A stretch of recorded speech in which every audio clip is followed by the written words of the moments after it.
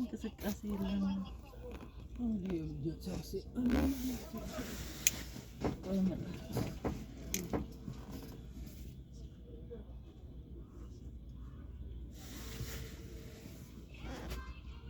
እዚህ ጋር የተባጉት